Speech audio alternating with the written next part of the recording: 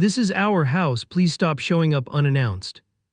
The text landed on my phone while I was still standing in the driveway, keys warm in my hand, the car engine ticking as it cooled. I read it once, then again, slower the second time. Our house, not my house, not the house. OUR, my name is Harold Whitman. I was 69 years old then, retired after 40 years as a commercial contractor, living in a quiet American suburb where everyone keeps their lawns neat and their opinions to themselves. I spent my life building things meant to last: stores, offices, homes. I thought I understood foundations. From the outside, I probably looked calm, just an older man standing still a little too long in a driveway. Inside, something sharp settled in my chest, not anger, not yet. Just a clean, unmistakable sting. I looked up at the house, the porch light, the roofline, the door I'd walked through 100 times without knocking. Then my thoughts drifted somewhere else. Back to my place, to a gray filing cabinet in my study, bottom drawer, a plain folder no one ever asks about, mortgage papers, deeds, signatures. I slipped the phone into my pocket and exhaled slowly. I didn't reply, I didn't argue, I smiled quietly because I didn't argue. Arguments are for people without leverage. What leverage did I still have? The text didn't just arrive, it landed. I was still standing outside the house, hand resting on the hood of my car, when my phone buzzed again. For a second I thought maybe it was a follow-up, an apology, a clarification. It was, "This is OUR house. Please stop showing up unannounced, we need boundaries." I didn't move, I didn't even look down right away. I could feel the weight of the message before I fully read it, the way you feel bad news in your chest before your brain catches up. When I did read it, my first reaction wasn't anger, it was embarrassment. Across the street, Mrs. Klein was walking her dog. She slowed down when she saw me still standing there, car parked, engine off. She gave me a polite wave, the kind neighbors give when they're curious but pretending not to be. I waved back. Then I got into my car and pulled away. That was the humiliating part, not the text itself. The quiet, ordinary way it made me look like someone who didn't belong anymore. As I drove down the block, I replayed the words again and again. Boundaries, that word has become a weapon lately. It sounds reasonable, healthy, mature, but when it's used the wrong way, it's just a softer way of saying stay out. My son didn't say please call first. He didn't say we should talk. He said our house. That was new. I remembered when he used to call it the place Dad helped us get. When he joked that I was the unofficial warranty. Somewhere along the way, that version of me had been quietly deleted. At the stop sign, I caught my reflection in the rearview mirror. Gray hair, lined face, the look of someone who had lived long enough to recognize a shift when it happened. I wasn't the father anymore. I was a liability. By the time I got home, the sting had sharpened. I sat at my kitchen table and read the text again, this time noticing the careful phrasing. He didn't say I don't want you here, he said we need boundaries. He let the language do the distancing for him. I typed a response, deleted it, typed another, deleted that too. Every version sounded like pleading, so I stopped. I leaned back in my chair and stared at the ceiling, letting memories surface uninvited. The day they told me they wanted to buy a house. The way my son looked when he admitted his credit wasn't strong enough yet. The way I'd told him not to worry, that these things were temporary. Family helps family. That was the rule I'd lived by. I stood up and walked into my study. The room was quiet, unused. In the corner sat the filing cabinet. I opened the bottom drawer without thinking, like my hands already knew where to go. There it was, the folder, thicker than I remembered. I didn't open it yet. I just rested my hand on it, feeling the edges through the paper. Proof of things no one talks about once the paint dries and the furniture moves in. Ownership isn't emotional, it's boring, it's paperwork. It's the kind of thing people forget until it suddenly matters. I closed the drawer and went back to the kitchen. That's when my phone buzzed again, another message from my son. Please don't take this the wrong way. Melissa just feels uncomfortable when you show up without warning. There it was, the deflection, not I feel this way, not let's talk, just discomfort outsourced to someone else. I felt something shift then, not rage. Not heartbreak, clarity. I wasn't being asked to respect boundaries. I was being repositioned, from father to guest, from helper to problem. I didn't respond. That night I slept better than I expected, not because I was at peace, but because my mind was working, quietly, deliberately. In the dark, I remembered standing in a bank office years ago, pen in my hand, signing documents so my son could have a home sooner than I ever did. I remembered telling myself it didn't matter whose name was on what. Family mattered more. As I lay there, staring at the ceiling, one thought kept repeating. He called it our house. And for the first time since that text arrived, I felt something steady beneath the sting, because I remembered exactly how that house had been purchased. And whose name had never left the paper. I didn't buy the house because I wanted leverage. I bought it because I wanted peace. 3 years earlier, my son had come to me one evening with that look I knew too well, the one that mixed excitement with embarrassment. We were sitting at my kitchen table, the same one I'd eaten at alone for years, and he kept tapping his fingers like he was trying to build up courage. Dad, he finally said, Melissa and I found a place. He smiled when he said it, proud and nervous at the same time. He pulled out photos on his phone, a 2-story place in a quiet neighborhood, white siding, a small porch, enough space for a future they were already imagining. Then came the pause. But the bank said my credit isn't where it needs to be yet, he added quickly. Student loans, a couple late payments when I switched jobs, they said maybe in a year or two. He didn't ask me for anything directly, he never did. He just sat there staring at the table waiting for disappointment. I didn't hesitate, I had the money. I'd spent decades working long days, bidding on jobs, fixing other people's mistakes, living below my means. I'd saved carefully, quietly. This was exactly what that money was for, to help my son stand on solid ground. I'll handle it, I said. He looked up, startled. Dad, I don't want this to be weird. It won't be, I told him. It's temporary, we'll refinance once your credit improves. That was the plan, simple, practical, family. The mortgage went into my name, the deed too. The bank liked stability, and at the time, so did we. I made the down payment, a large one, enough to keep the monthly payments comfortable. Melissa hugged me that day, long and tight, told me how grateful she was, called me generous, said she'd never forget it. At first, she meant it. The first year went smoothly. They invited me over often, asked my opinion on paint colors and flooring. My son joked that I was part owner, even though we all knew the arrangement was temporary. But then things started to shift, slowly. They stopped asking before making changes. First it was small things, new appliances, landscaping updates. Melissa would smile and say, we just wanted to make it feel like home. I didn't object, why would I? That was the point. Then came the language. She stopped saying the house and started saying our house.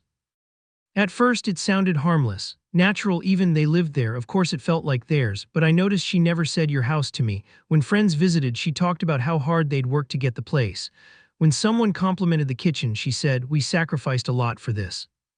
My son never corrected her. I told myself I was being sensitive, that I was reading too much into words, but words matter, especially when they change quietly. One afternoon I mentioned refinancing again, casually, over coffee. Melissa smiled, but it didn't reach her eyes. Oh, we haven't really thought about that lately, she said. Everything's working fine as it is. My son nodded along. Yeah, Dad, no rush. No rush for them. That's when I realized something uncomfortable. Temporary had started to feel permanent, at least to them. The house wasn't just shelter anymore, it was identity, status. Something they felt entitled to, not something they were borrowing. I didn't push, I didn't argue, I didn't want to be that father. The one who reminded his child of paperwork and money. I believed respect would handle what contracts didn't. I was wrong. Over time, my role changed. I went from helper to background figure, someone tolerated, not consulted. When I showed up to fix something, Melissa joked that I was old school. When I asked about permits for renovations, she laughed it off. Everyone does this stuff, she said. My son stayed quiet. That silence spoke louder than anything she ever said. The night after the text, after I was told to stop showing up unannounced, I stood in my study again. I opened the filing cabinet this time and pulled the folder out fully. I spread the papers across the desk, the mortgage, the deed, every signature. I traced my name with my finger. It had never changed, not once. The house I paid for wasn't taken from me, it was simply forgotten. And now, for the first time, I was done forgetting it too. Melissa never raised her voice at me. That's what made it harder. If she had snapped, insulted me outright, or told me to stay out of her life, I could have named it. Anger has edges. You can see where it starts and where it ends. Melissa preferred something quieter.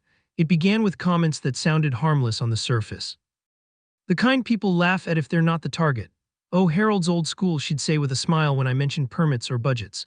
He means well, she'd add, as if explaining me to others. Things are different now, she'd say lightly whenever I offered advice. Different didn't mean wrong, it meant unnecessary. At first I brushed it off. Generational gap, I told myself. Times change, let it go. But letting things go has a way of teaching people how much they can take. At a birthday dinner for my son, we sat around a long table at a restaurant he liked. Loud place, busy, the kind where conversation overlaps and no one notices what gets lost. Someone asked how long they'd been in the house. Almost 4 years, Melissa said quickly. We worked really hard to make it ours. I waited for my son to add something, anything. He didn't. I took a sip of water and stayed quiet. Another time at a neighborhood barbecue, a man asked me how I knew the hosts. Oh, he's family, Melissa said before I could answer, but we've got things handled now. Handled? I smiled politely and nodded like that word didn't land heavy in my chest. The worst moments were the ones where she spoke for my son and he let her. If I suggested stopping by to help with something, Melissa would say, we're really trying to keep our space right now. If I asked my son directly, he'd glance at her before answering. Yeah, Dad, we're good. I started noticing how rarely he said I anymore. At holidays, I found myself sitting at the edge of conversations, like an extra chair no one planned for. Melissa would lead discussions, tell stories, explain decisions. My son nodded along, chiming in only when prompted. Once, when someone asked about the early days of the house, the buying process, the move-in, I started to answer. Melissa cut in smoothly. It was stressful, she said, but worth it. We learned a lot about ourselves. She smiled at me after like she'd done me a favor. I stopped trying to add context after that. What hurt wasn't her tone, it was my son's silence. Every time she minimized me, I waited for him to say something, not to defend me aggressively, just a small correction. Dad helped a lot. He made it possible. We wouldn't be here without him. He never did. Silence can be louder than cruelty. I started leaving gatherings early, not out of anger, out of exhaustion. It takes energy to pretend you don't notice when you're being slowly edited out of your own story. One afternoon, I stopped by the house to drop off a tool my son had asked for earlier that week. I rang the bell, no answer. I knocked, still nothing. Through the window, I could see them inside. Melissa noticed me first. She froze for a second, then leaned over and said something to my son. He looked toward the door, then away. A few minutes later, I got the text. Now's not a good time. Please don't stop by without checking. I sat in my car afterward, engine running, staring straight ahead. That was the moment it stopped feeling accidental. This wasn't about boundaries anymore. It wasn't about space. It was about control. Melissa didn't just dislike my presence. She managed it, and my son, whether out of fear, loyalty, or habit, let her. That realization settled heavy in my chest. Because once you see a pattern, you can't unsee it. Every comment, every interruption, every moment he chose quiet over clarity. They lined up too cleanly to be coincidence. I drove home slowly that day, thinking about all the times I'd stayed silent to keep the peace. All the times I'd told myself it wasn't worth making waves. I understood something then. Peace that costs you your place isn't peace, it's erasure. And for the first time, I admitted the truth to myself. This wasn't a misunderstanding, it was a pattern, and patterns don't fix themselves. I didn't argue with my son. That's the part most people don't understand. When you're told to step back, to stop showing up, to know your place, the instinct is to defend yourself, to explain, to remind someone of everything you've done. I felt that instinct rise in me too, but I didn't follow it. I chose silence, not the weak kind, the deliberate kind. That night, I sat at my kitchen table with my phone in my hand, the screen glowing softly in the quiet room. I read the message again. This is OUR house. Please stop showing up unannounced. The words were calm, polite, final. I started typing immediately. I'm your father. Delete. After everything I've done. Delete. You're being unfair. Delete. Every version sounded like begging once it was written down. And I'd spent too many years building my life to reduce myself to that. Restraint is something you learn with age, not because you lose passion, but because you gain perspective. You realize that the loudest person in the room usually has the least control. The quiet one is the one thinking 3 steps ahead, so I stopped typing. I set the phone down and leaned back in my chair, staring at the ceiling while memories drifted through my mind. Times I'd argued when I shouldn't have. Times I'd explained myself to people who had already decided not to listen. Arguments don't convince people who benefit from misunderstanding you. They just expose how much you need their approval. I wasn't going to do that anymore. After a long moment, I picked up the phone again and typed one short message. Understood.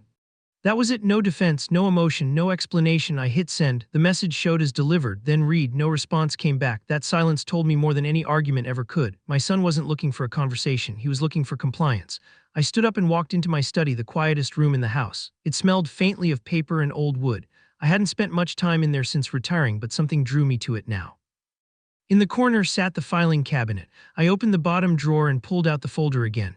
This time I opened it slowly, carefully, like I was opening something sacred. There it was, everything people forget once life feels settled: the mortgage agreement, the title, the closing documents. I didn't feel anger reading them. I felt grounded. Restraint isn't about swallowing hurt forever. It's about choosing the moment you stop absorbing it. It's about knowing when silence will speak louder than protest. I sat there for a long time, papers spread out in front of me, understanding something I hadn't before. My son thought silence meant acceptance. He was wrong. Silence meant preparation. I wasn't planning revenge. I wasn't interested in punishment. What I wanted was balance. Recognition, a reset of the dynamic that had slowly tilted away from me while I wasn't paying attention. I put the papers back into the folder and returned it to the drawer. Then I made myself a cup of coffee and sat by the window, watching the streetlights flicker on one by one. Families came and went. Cars pulled into driveways, life carried on. I felt strangely calm. That calm came from clarity. I didn't need to argue to be heard. I didn't need to explain my value to someone who'd already benefited from it. What I needed was to stop acting like my place in my son's life was conditional.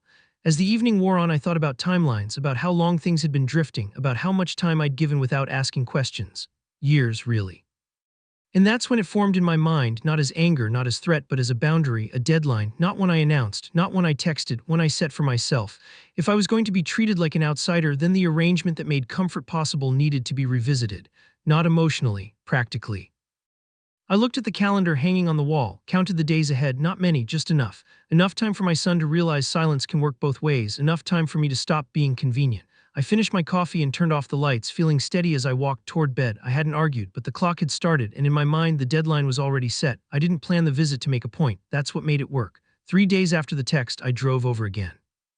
Same time of day, late afternoon. The kind of hour where people are home but not settled yet.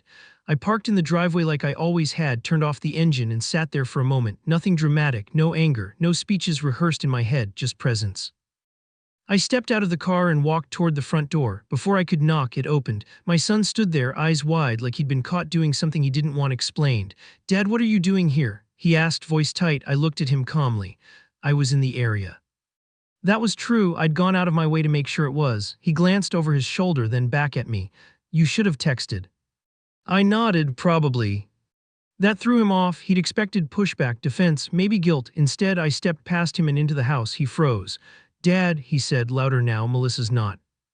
"I won't be long," I replied, already taking off my jacket. The house felt different than it used to, still familiar but tense, like a place holding its breath. I noticed small changes immediately: new shelves, fresh paint, expensive touches done quickly, not carefully. My son followed me into the living room, running a hand through his hair. "She's not going to like this," he muttered. "I'm not here for her," I said evenly. That made him stop. He looked at me, then really looked at me, like he was trying to measure something he hadn't noticed before. My posture, my tone, the lack of apology. "You can't just show up," he said again, but the words didn't carry the same weight this time. I sat down. That shifted everything. People don't realize how much power is communicated through simple actions. Sitting instead of hovering, waiting instead of rushing, calm instead of urgency. I rested my hands on my knees and looked around. "You've made some changes," I said casually. He nodded, distracted. "Yeah, Melissa's been busy." "I noticed," I said. "Did you pull permits for the electrical work?" He blinked. "What?" "The recessed lighting," I clarified, "and the wall removal." His jaw tightened. "Why does that matter?" "It matters," I said calmly, "when the house isn't fully in your name yet." The words hung in the air. "Dad," he said slowly, "what are you talking about?" I leaned back slightly. "I'm talking about ownership."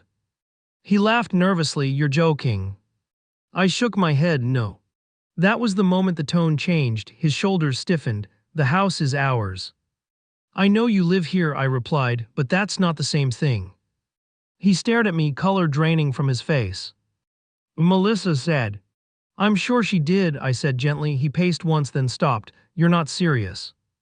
I didn't raise my voice. I didn't argue. "I never transferred the title," I said. "We agreed it would happen after refinancing. That never did." Silence. He opened his mouth, closed it, then sat down across from me. "That can't be right." "It is," I said. "The mortgage, the deed, all still under my name." "You never said anything," he whispered. "I didn't need to," I replied. Nothing had changed. Except now it had. He rubbed his face with both hands. "Melissa thinks." "I know what she thinks," I said, "but this isn't about what she thinks, it's about facts." For the first time since I'd walked in, he looked scared. Not angry, not defensive, scared. "I thought," he trailed off. "You thought silence meant surrender," I said quietly. He didn't respond. I stood up and put my jacket back on. "I told you I wouldn't be long." He looked up at me. "What are you saying?" "I'm saying we need to talk," I replied, "properly soon." "About what?" he asked, though I could tell he already knew. I met his eyes. "About the house." I walked to the door and opened it. Before stepping out, I paused. "And about how quickly people forget who made things possible." I left him standing there, alone in the living room, staring at the space I'd just occupied. As I drove away, I checked the rearview mirror. He was still visible through the window, phone in his hand now, panic written across his face. I didn't feel satisfaction. I felt balance returning. Because the moment he realized the truth about ownership, the ground beneath him shifted, and nothing would feel the same again. The inspection wasn't meant to punish anyone, that's what I told myself, and it was the truth. It was meant to clarify reality. 2 days after my visit, I made a call I'd never imagined making about my own son's home. I spoke calmly, asked the right questions, filled out the paperwork. No raised voices, no accusations, just procedure. When you've worked construction as long as I had, you learn one thing quickly: buildings don't lie. Paperwork doesn't lie either. Only people do. The inspector arrived on a Thursday morning. I didn't go with him. I didn't need to. I knew what he'd find. Still, my phone rang less than an hour later. "Dad," my son said, breathless, "what's going on?" "There's an inspector here asking about permits." "I know," I replied. There was a pause, then his voice dropped. "Did you send him?" "Oh, yes." Silence stretched between us. "You said we needed to talk," I continued evenly. "This is part of that conversation." He didn't argue. That told me everything. By the afternoon, the report started coming together. Unpermitted electrical work, a load-bearing wall partially removed without proper support, plumbing rerouted without inspection, materials used that didn't meet code. It wasn't cosmetic, it was serious. I sat at my kitchen table reading the preliminary findings, each line heavier than the last. These weren't improvements, they were liabilities, expensive ones. Later that evening, my son came over, alone. He looked shaken, like someone who had just realized the ground beneath him wasn't solid after all. Melissa said it was fine, he said as soon as he sat down. She said everyone does renovations this way. Some people do, I replied. Some people also pay the price later. He ran his hands through his hair. Do you know how much this is going to cost? I have an estimate, I said, sliding the papers across the table. His eyes widened. This can't be right. It is, I said, and that's just to bring it up to code. He stared at the numbers, jaw tight. We don't have this kind of money. I nodded slowly. I know. That's when the truth finally landed on him, not as an idea but as a weight.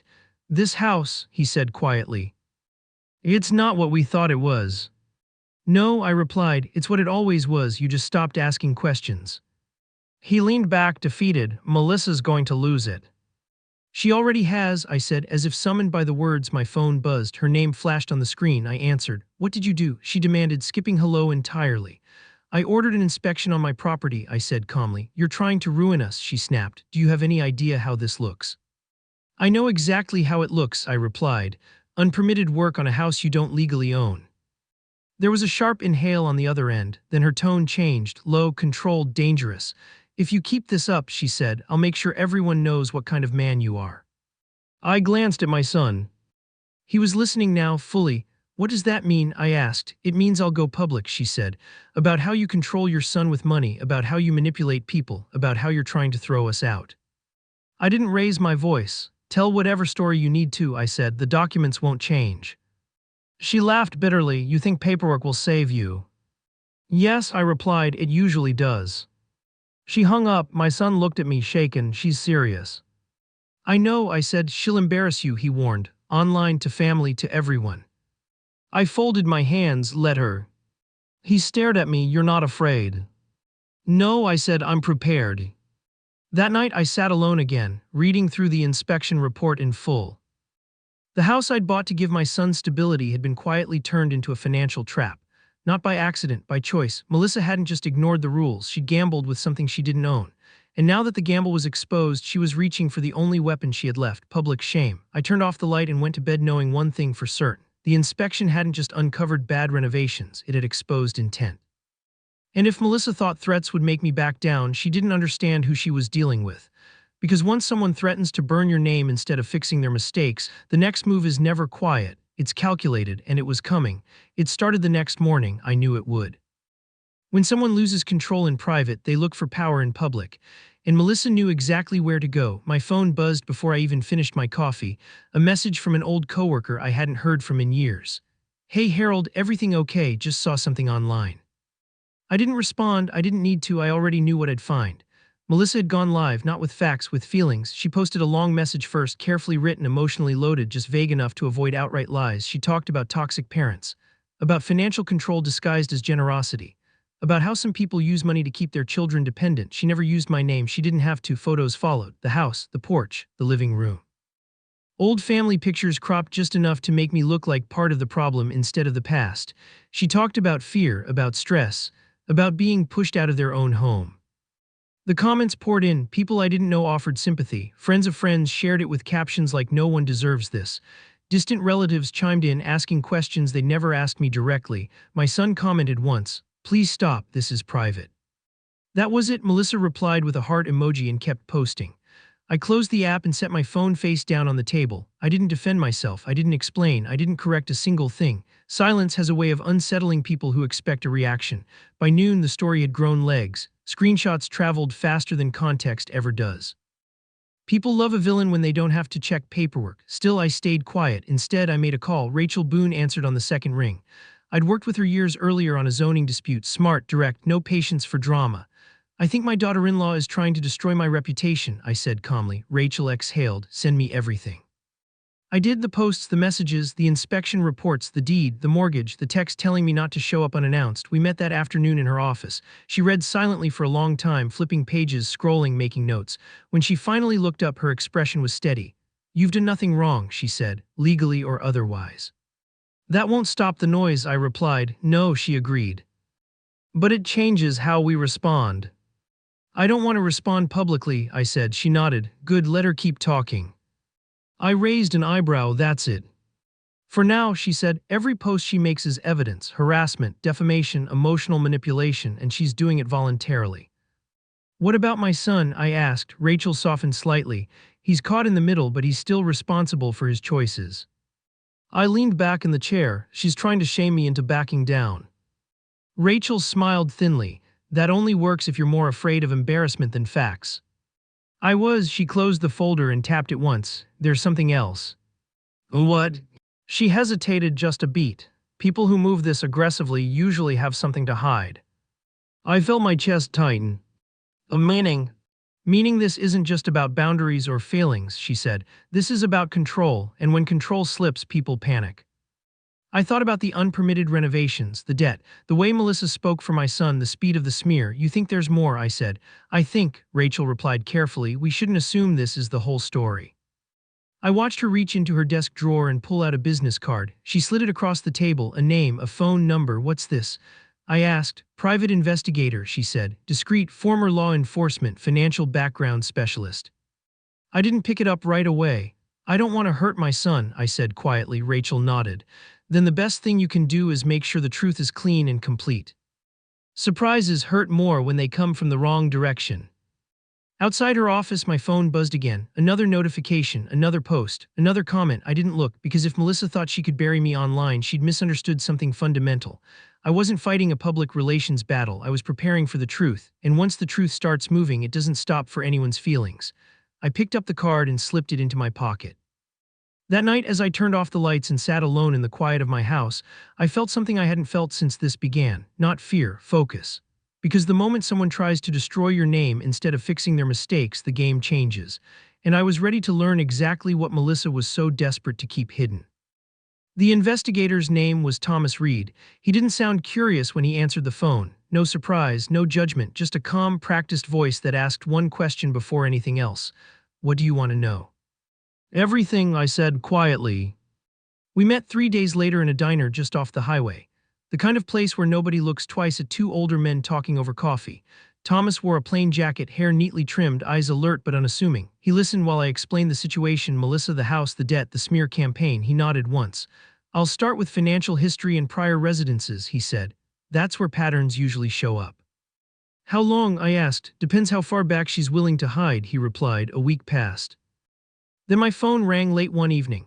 "I think you should come see this in person," Thomas said. His office was small, sparse, files neatly stacked, computer screen dimmed. He handed me a thin folder, not thick, not dramatic, but the weight of it sat heavy in my hands. "Before you open it," he said, "I need to be clear. None of this is illegal for you to know, but once you do, you can't unknow it." I opened the folder. Melissa hadn't always lived where she said she had. Different cities, different states, short stays, long gaps, always leaving just before things came due. Credit card debt under multiple addresses. Personal loans opened, maxed out, then abandoned. A civil judgment from a former roommate who claimed Melissa drained a joint account and disappeared without notice. Thomas pointed to a page. She married young, divorced within 2 years, her ex-husband alleged financial manipulation. The court didn't rule on intent, but the debt trail was extensive. I felt my stomach tighten. "She doesn't build stability," Thomas continued. "She borrows it, then moves on." There were records of credit inquiries tied to my son's name. Lines opened quietly, statements redirected, small amounts at first, then larger ones. "She positioned herself as the financial manager," Thomas said. "That wasn't accidental." I thought about how often my son had said, "Melissa handles that stuff," how relieved he'd sounded saying it. At the bottom of the file was the part that made my chest go cold. Recent inquiries about property transfer, divorce contingencies, asset protection. "She was planning an exit," Thomas said plainly. "The house was her safety net." I closed the folder slowly. This wasn't about family tension. This wasn't about boundaries. This was strategy. The house I'd bought to give my son peace had become Melissa's long-term plan, not a home, an asset, a lever. "She isolated him," Thomas went on.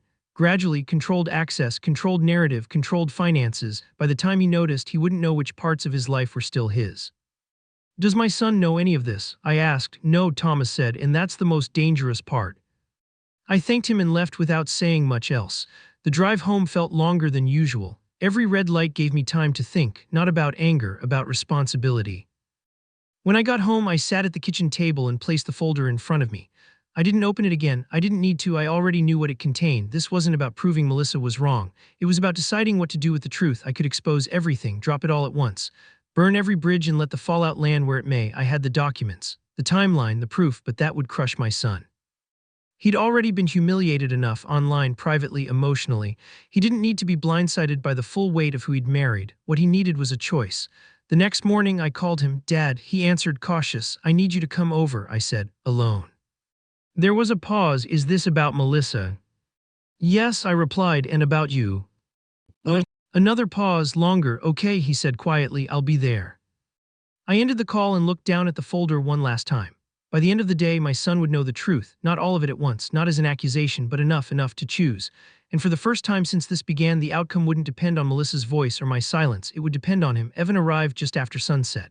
He stood on my porch longer than he needed to before knocking, like he was trying to prepare himself for whatever waited on the other side of the door. When I opened it, he didn't step forward for a hug. He just nodded, eyes tired, shoulders tight. Dad, he said quietly, come in. We sat at the kitchen table, the same one where he used to do homework, the same one where I'd once promised him the house was only temporary paperwork. I placed the folder between us but didn't open it yet. He stared at it. What's that? The truth, I said. He sighed, already defensive. If this is about Melissa again. It's about you, I interrupted gently, and what's been happening in your name. I opened the folder and slid the first page toward him. Credit reports, highlighted balances, dates. He glanced down, then pushed it back. This doesn't make sense. Read it, I said. He did, slowly this time. I watched his jaw tighten. These are joint accounts, he said finally. We talked about some of this. No, I replied. You talked about what she told you. His head snapped up. She wouldn't hide something like this. I slid the next page across the table. Unauthorized credit inquiries. Statements sent to an email address he didn't recognize. His breathing changed, shallow, uneven.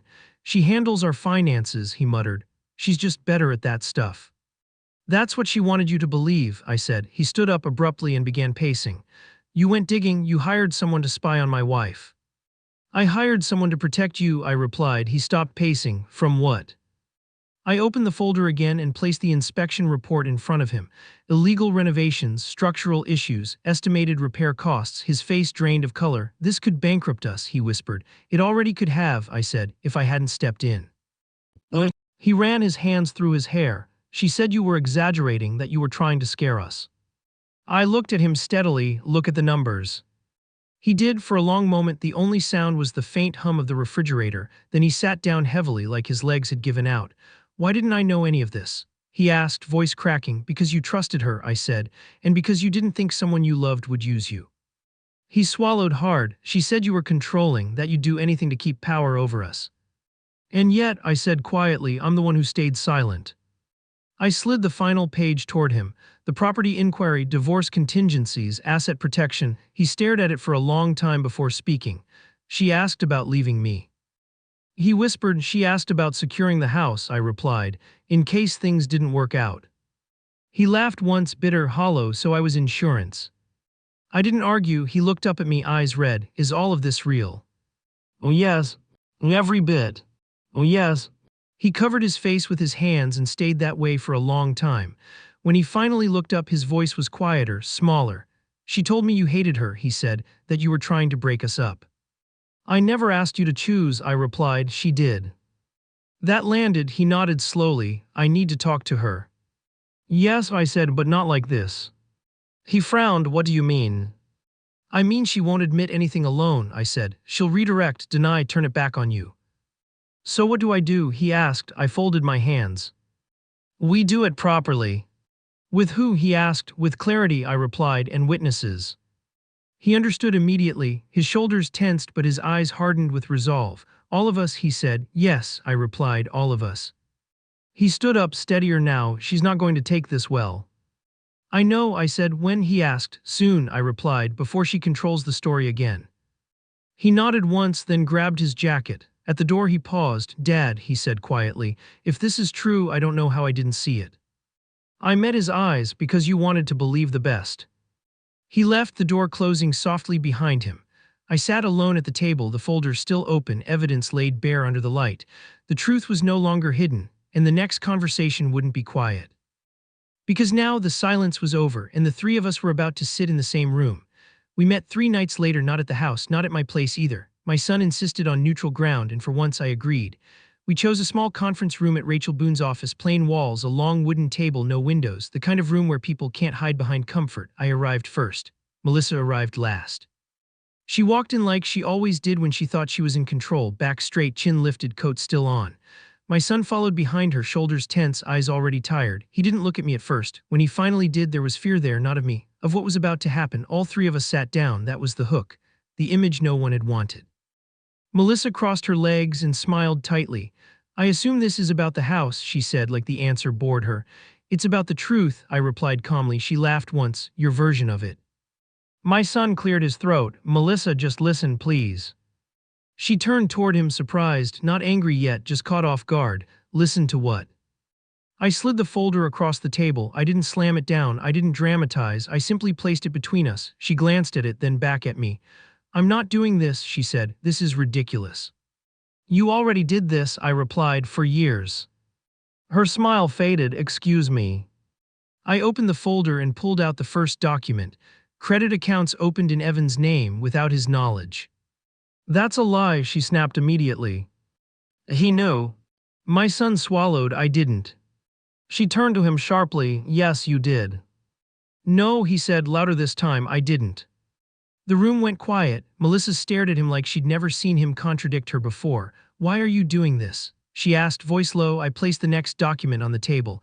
"Illegal renovations, no permits, structural damage." She scoffed. "Your inspector was biased." "And this?" I said, sliding the final page forward, "the property inquiry." She looked down just once. That was enough. Her posture changed, shoulders stiffened, jaw clenched. My son leaned forward. "What is that?" "A request about transferring property ownership in the event of divorce," I said evenly. He turned to her slowly. "Why would you ask about that?"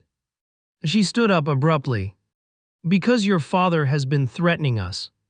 I didn't raise my voice. "This inquiry predates any disagreement." She glared at me. Something ugly flickered in her eyes. My son stayed seated, frozen. His hands trembled slightly as he looked between us. "You told me my dad was controlling," he said quietly, "that he was trying to manipulate us." She scoffed. "He is." "Then why hide dead in my name?" he asked. She opened her mouth, closed it, opened it again. "Answer him," I said. She spun toward me. "You set this up. You poisoned him against me." I shook my head. "I gave him documents." My son stood slowly. "Did you plan to leave me?" he asked, "and take the house?" Her face hardened. "I was protecting myself." "From what?" he demanded. "From ending up with nothing," she snapped. There it was, the truth slipped out, raw and unfiltered. "So I was insurance," he said softly, "and the house was the payout." She laughed bitterly. "Don't act innocent. You like the life we had." He looked at me, then back at her. "This is your choice," I said quietly, "not mine." He closed his eyes and took a breath. When he opened them again, something had shifted. "I need space," he said, "from you." Her head snapped toward him. "You don't mean that." "I do," he replied. "We're not staying in the house." Her face flushed red. "You can't do this to me," she said, voice rising. "I'm not doing anything," he said. "I'm choosing." She stared at him, then at me, and then she lost control. Her voice rose, sharp and furious, echoing off the walls. Accusations flew about betrayal, about manipulation, about how we were both ruining her life. She pointed at me, then at my son, pacing the room like a trapped animal. "This isn't over," she shouted. "You think this ends here?" I stayed seated. My son didn't move, because in that moment her anger did what arguments never could. It told the truth for her. And as her voice echoed through that small room, I knew one thing with absolute certainty. The explosion had only just begun. The sheriff's notice went up on a Tuesday morning. I didn't deliver it myself. I didn't even watch. That kind of thing carries more weight when it arrives without emotion, taped cleanly to a front door by someone in uniform who doesn't care about family history or raised voices. My phone rang less than 10 minutes later. "Dad," my son said, breathless, "they're here, the sheriff is here." "I know," I replied calmly. There was shouting in the background, Melissa's voice, sharp and panicked, cutting through everything else. "This is harassment," she yelled. "You can't do this to us, this is our home."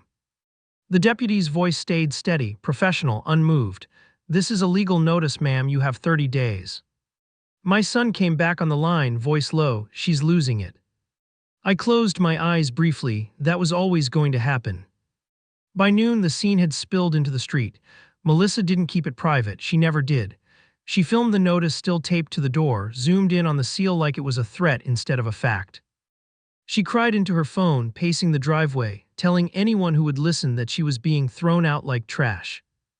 Neighbors watched from behind curtains. A couple stood on the sidewalk pretending to check their mail. Someone across the street pulled out their phone. Control was slipping and she knew it. She posted everything online, videos, photos, long captions about betrayal and cruelty, about how family means nothing anymore. She framed herself as a victim of a heartless old man who wanted to punish his own child. She never mentioned the deed, she never mentioned the inspection, she never mentioned the debt.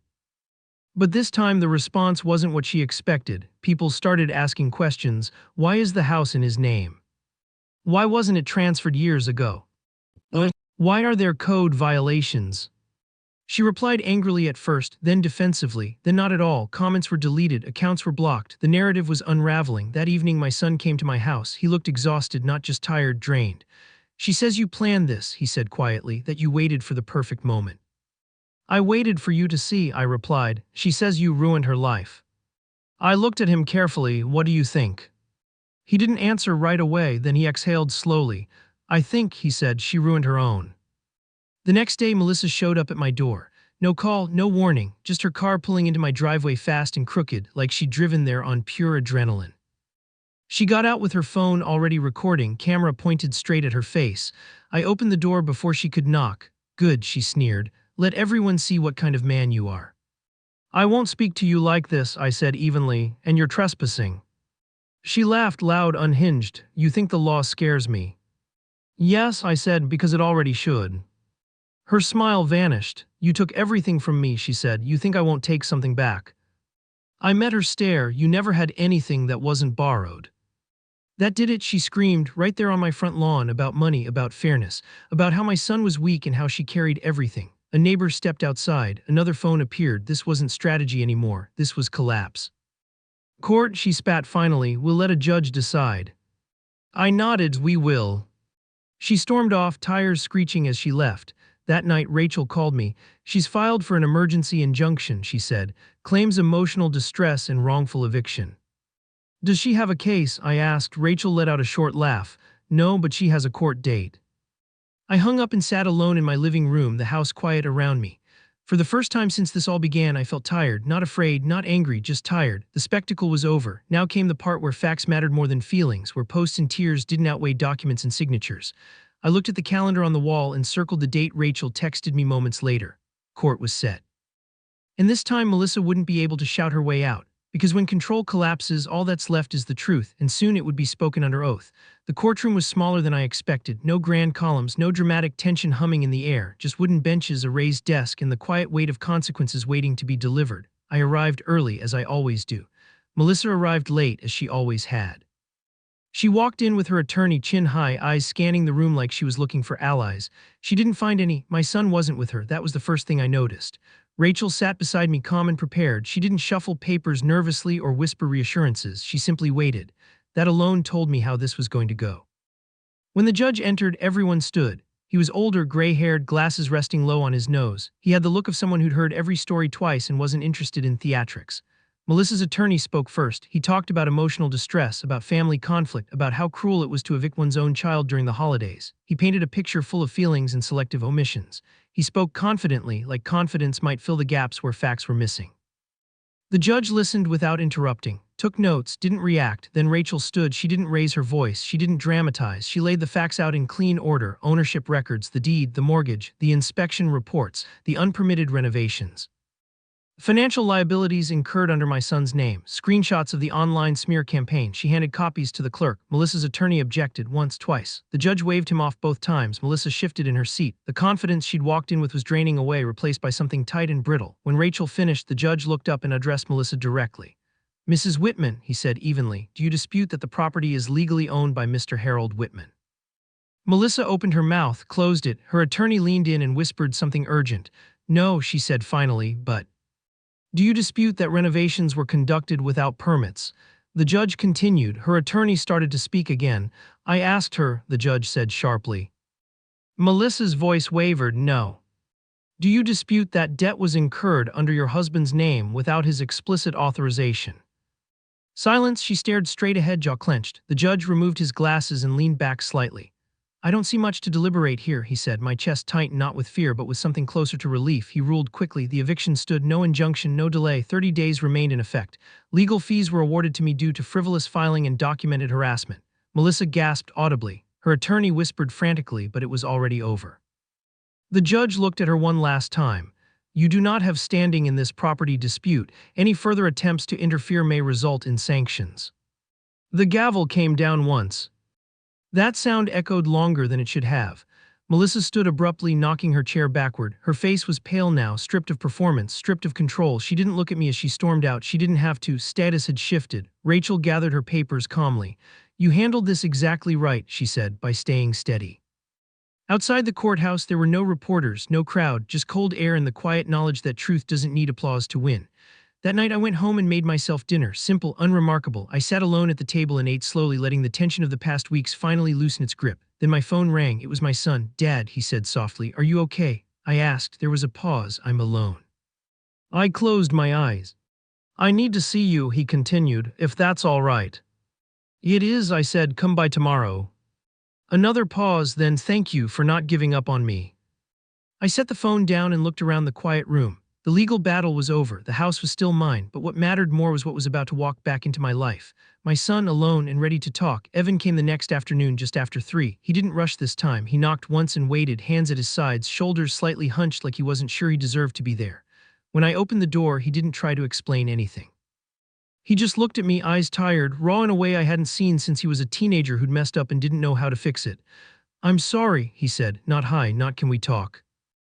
Just sorry. I stepped aside and let him in. We sat at the kitchen table, the same one where I'd once helped him study for finals, where I'd told him the house paperwork was temporary, where I'd convinced myself love didn't need boundaries. I failed you, he said quietly. I let someone speak for me. I let silence replace respect. I didn't interrupt. Real apologies need room. I was scared, he continued. Scared of conflict, scared of losing my marriage, and I didn't realize I was already losing myself. He looked up then, eyes wet but steady. I should have defended you, I didn't, and I own that. That mattered, not excuses, not blame, ownership. We talked for hours about manipulation, about how comfort can turn into dependency, about how easy it is to confuse peace with avoidance.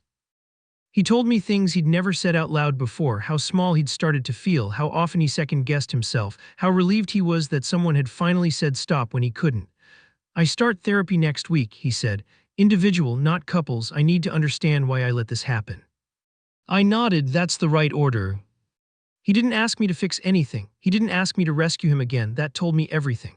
A week later, he moved out of the house, not back in with me, into a small apartment across town, clean, quiet, modest, his name alone on the lease. When he told me, there was no drama in his voice, just relief. I needed something that was mine, he said. I understood that better than he knew.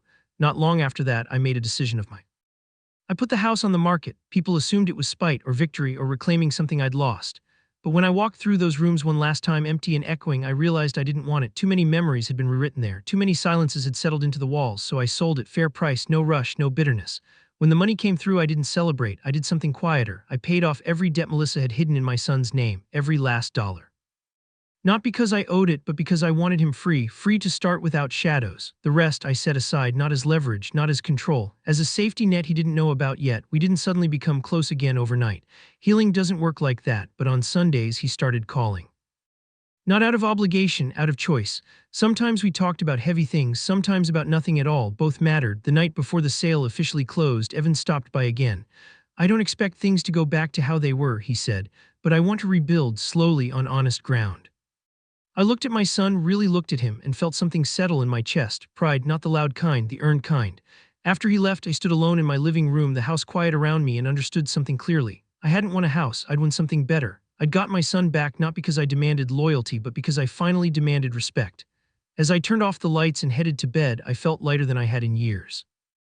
Because what came next wasn't about fixing the past. It was about building something new, and for the first time in a long time, I was ready. Christmas came quietly that year, no forced invitations, no awkward seating, no pretending everything was fine just to keep the peace.